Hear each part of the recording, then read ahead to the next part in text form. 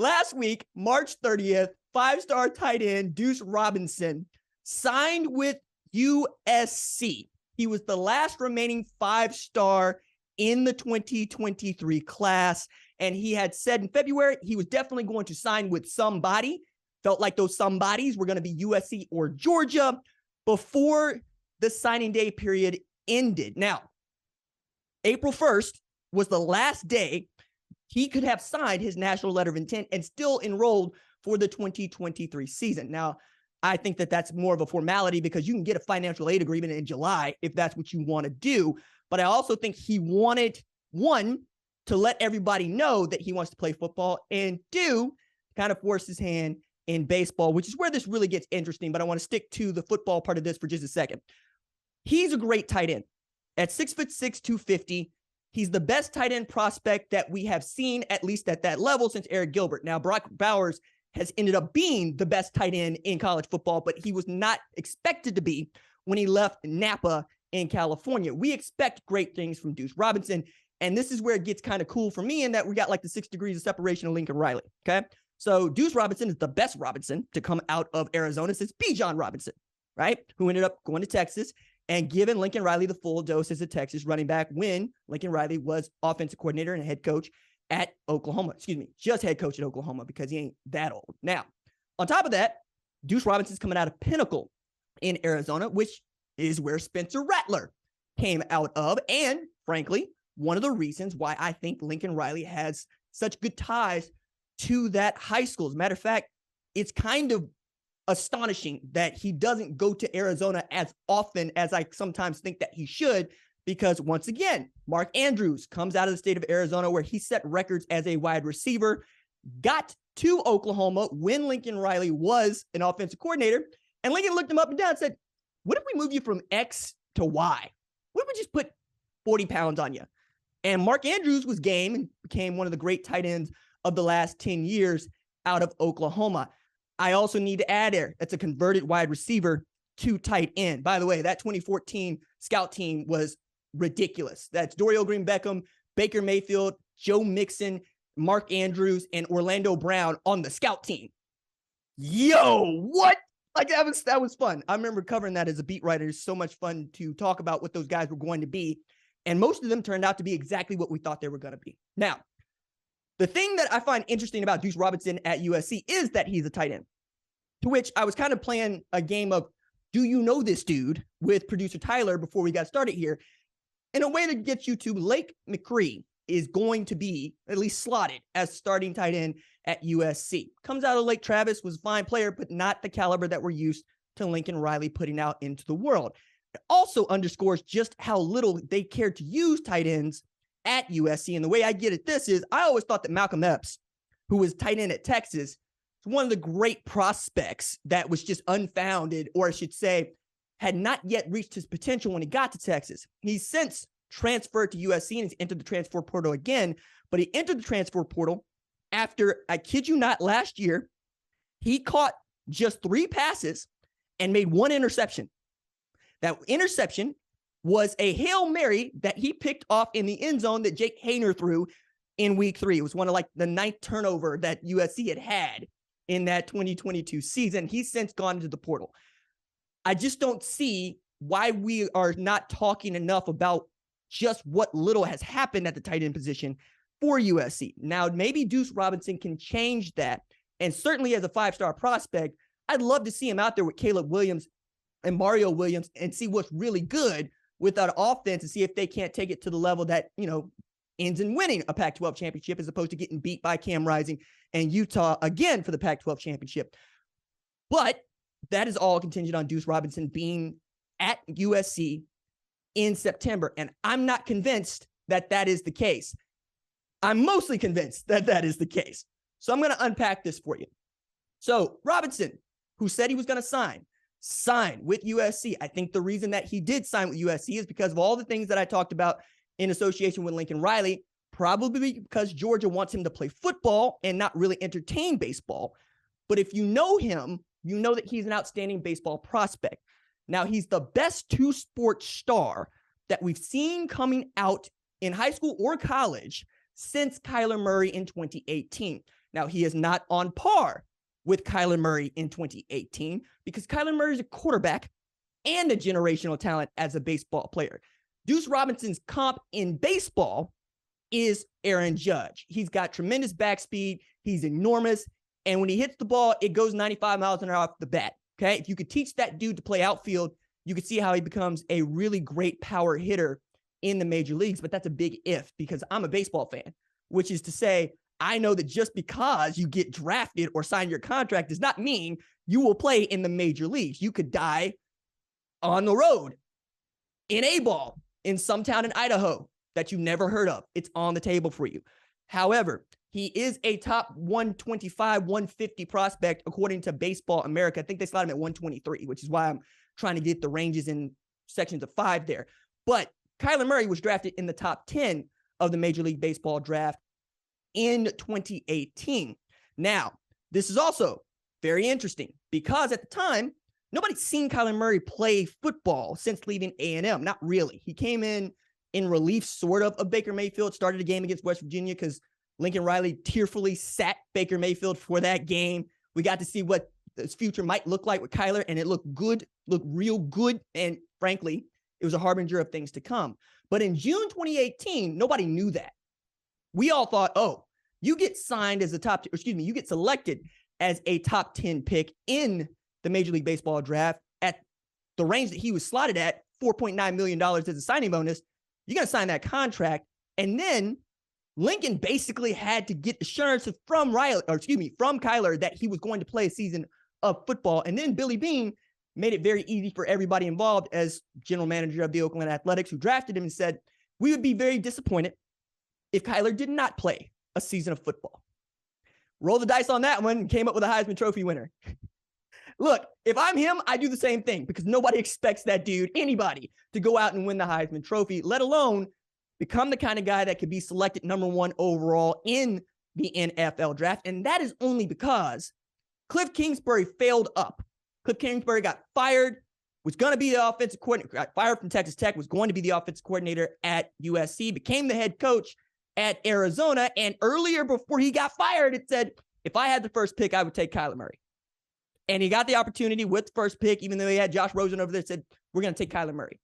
That didn't stop the Oakland Athletics from trying to pursue Kyler, even as we saw him beat Texas in the Big 12 championship. We saw him get the Heisman Trophy. We saw him put 300 and 100 up on Alabama. Now, they lost that game in the Orange Bowl, but it wasn't because he played poorly. If anything, he showed everybody what he's capable of in the NFL. And then, great SI feature by Robert Klemko of the Washington Post now, where he reported Oakland had upped its offer from $4.9 million to $14.9 million. Now, that's great. That's awesome. But not when he's set to make $30 million as the number 1 overall pick in the NFL draft, and he's going to play pro football at the highest level right away, as opposed to going into the Oakland Athletics minor league system. I promise this is all going to make sense, and there's a reason why I'm laying this out for you. As a matter of fact, that pick that Arizona made of Kyler Murray at number 1 was worth $35 million to Kyler Murray, and you've seen what the contract has looked like since they decided to extend him. It's not just generational money, it's stupid money, right? Which, we can get into with baseball, but that's a little harder row to hoe. Now, as this pertains to Deuce Robinson, let us assume that someone believes that Deuce Robinson, of those 30 franchises, that he is a first-round pick. Now, Baseball America and everybody else that ranks MLB Pipeline, these prospects don't even have them in their top 50. Okay? Even if we're talking about the Rule 4 draft, or what is, I think, becoming known as the first-year player draft. It's Rule 4 when I was growing up. It's still Rule 4 to me now. First time we can select you.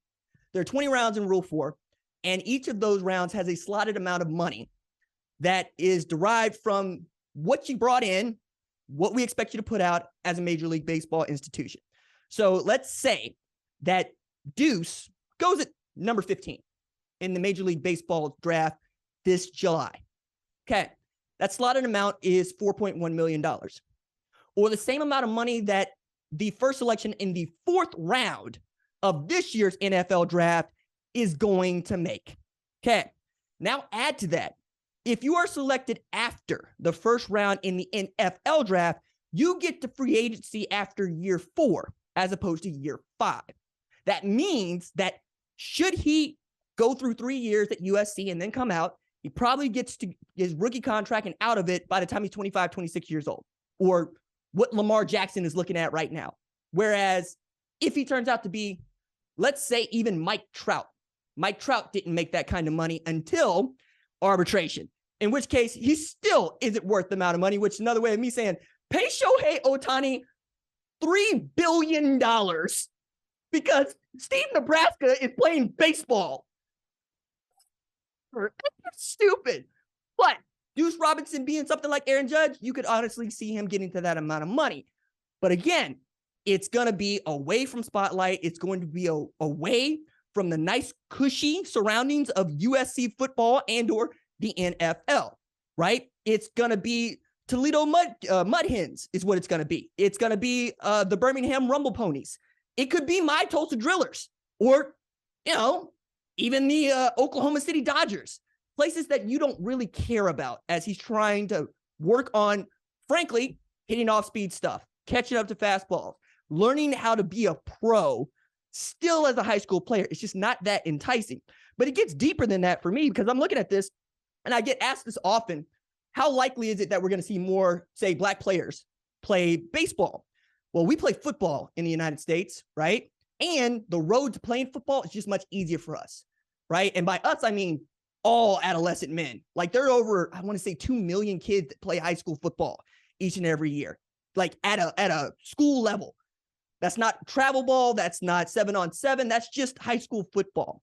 Deuce Robinson knows what he's capable of in our sport and what he might be capable of in Major League Baseball. But again, he's got to get there. And I think it's interesting to look at this from the marketing standpoint too, because we know Deuce Robinson's name. I'm obviously talking to you on a college football podcast, right? That's worth a lot of money. So let's say that you want to pay him more than the slotted value at $4.1 million, even if you select him at top 15. Well, they got rules for this in Major League Baseball, and I kind of think this is fun.